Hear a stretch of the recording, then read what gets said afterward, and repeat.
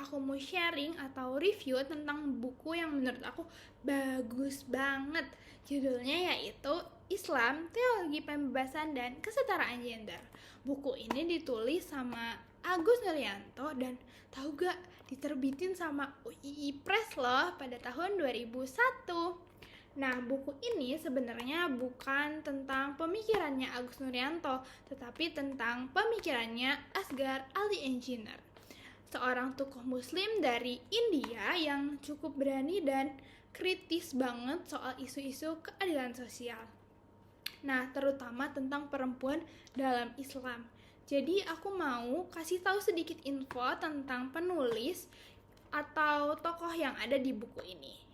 Agus Nuryanto adalah seorang akademisi yang fokus pada kajian Islam dan sosial, khususnya soal gender dan keadilan. Dia nulis buku ini buat ngenalin tentang pemikirannya Asghar Ali Engineer kepada pembaca yang ada di Indonesia, supaya kalian semua bisa baca. Dia dikenal sebagai orang yang sangat berani dalam menentang pemahaman agama yang selama ini dipakai buat diskriminasi atau ketidakadilan. Nah, di buku ini terutama bakalan bahas tentang konteks kesetaraan gender.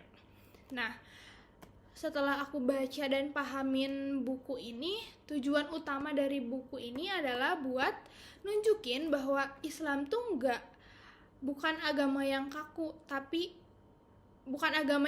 dan bukan cuman terpusat pada aturan, tetapi agama Islam itu juga punya kebebasan, tapi tentunya yang tetap bertujuan supaya setiap manusia memiliki dorongan untuk melawan dan menghilangkan segala bentuk penindasan atau ketidakadilan.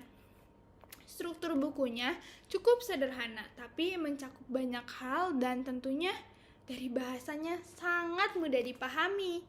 Diawali dengan siapa ya dari latar belakang buku ini, pemikiran buku ini, siapa penulisnya, lalu masuk ke pembahasan konsep tentang pembebasan Islam itu sendiri, dan akhirnya bakalan fokus pada tujuan utama, yaitu isu kesetaraan gender.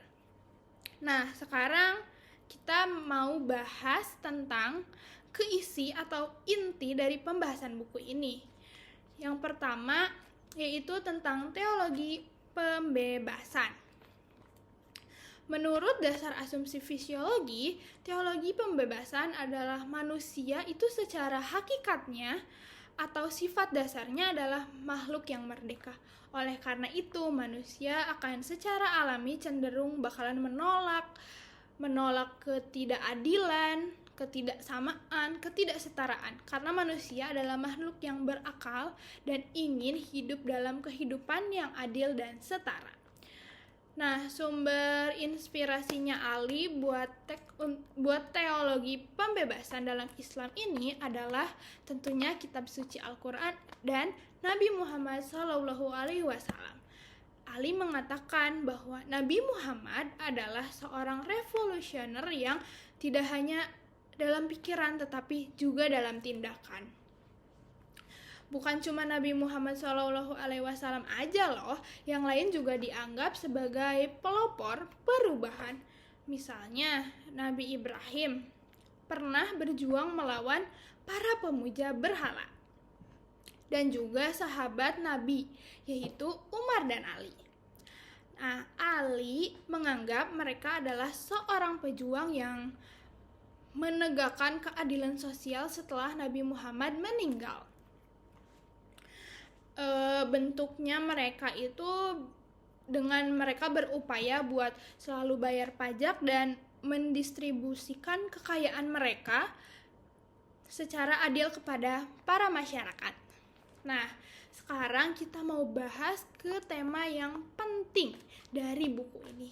Ada 4 komponen penting, yaitu ada tauhid, ada keadilan, ada iman dan kufur, dan yang terakhir ada jihad. Jadi mari kita bahas satu-satu. Nah, yang pertama yaitu tauhid.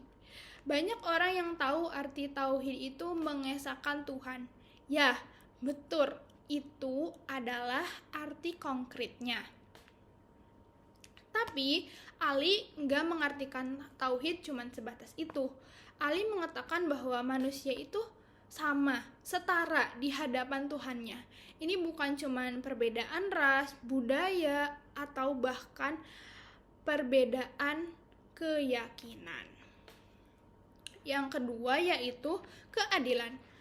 Menurut pemahaman ini, Al-Quran menggunakan istilah adl dan qis untuk menekankan pentingnya pemerataan keadilan di masyarakat. Jadi, akumulasi kekayaan atau kapital itu diperbolehkan aja, asalkan digunakan buat kepentingan sosial, bukan cuman buat kepentingan golongan tertentu aja.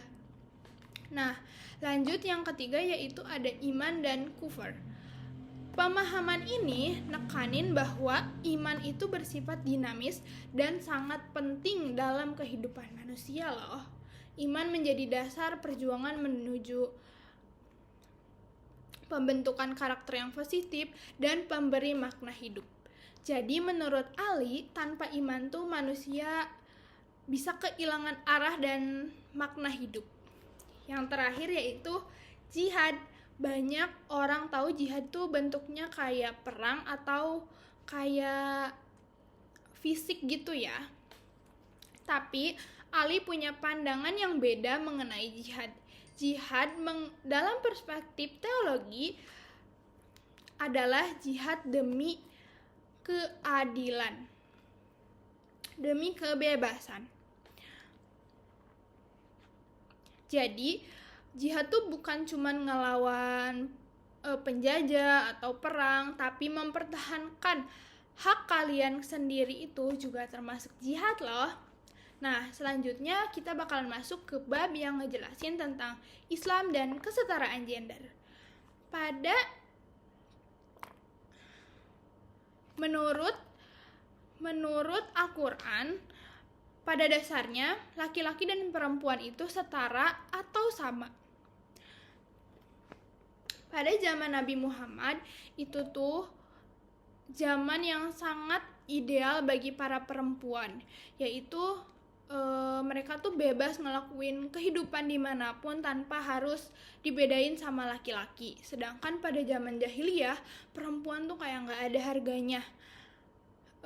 Bahkan ketika ngelahirin anak perempuan, anaknya itu harus dibunuh karena mereka menganggap akan ada sial atau akan nambah biaya hidup gitu. Nah, sedangkan di zaman itu laki-laki tuh boleh nikah sama berapapun perempuan tanpa ada syaratnya, pokoknya bebas. Nah, itu kan jadinya nggak adil ya. Nah, untungnya ada Islam masuk lalu menerapkan hukum-hukum. Nah, setelah Islam masuk, ada hukum bagi laki-laki yaitu boleh menikah maksimal 4 perempuan tetapi dengan syarat-syarat tertentu, dengan ada urgensinya. Nah, dan untuk perempuan itu mulai ada hak asuh, terus perempuan tuh punya warisan dan boleh mengajukan perceraian. Menurut aku, pembahasan di buku ini sangat amat relevan dan ngebantu banget umat Islam buat menghadapi berbagai masalah sosial dan ketidakadilan yang terus terjadi sampai saat ini.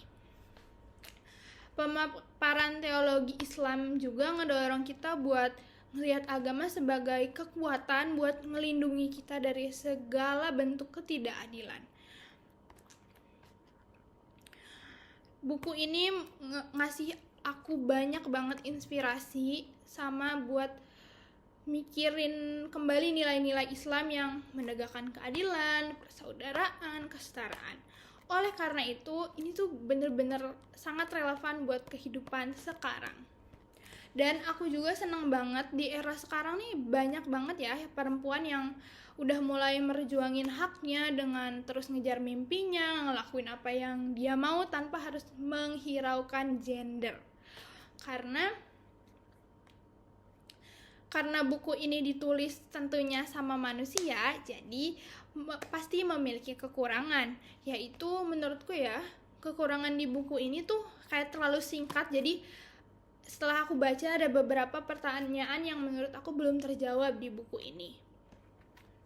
Nah, tapi tentunya punya kelebihan dong ya, yaitu yang selama ini aku taunya Islam tuh menindas perempuan, mendiskriminasi, membedakan perempuan dan laki-laki gitu. Ternyata itu nggak bener adanya, dan aku jadi ngebuka mata kalau ternyata dalam Islam tuh banyak banget ayat atau hukum yang memperjuangkan hak dan keadilan para perempuan. Dan jadi aku juga jadi nyadar kalau belajar agama tuh nggak boleh setengah-setengah gitu. Harus sampai paham supaya nggak salah artikan.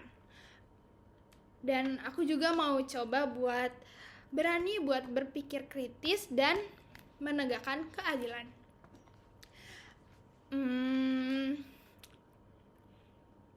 Oke, jadi itu aja yang bisa aku kasih pembahasan tentang buku Islam, Teologi Pembebasan dan Kesetaraan Gender ini. Semoga video ini bermanfaat dan menginspirasi bagi kalian semua. Terima kasih sudah menonton. Bye-bye.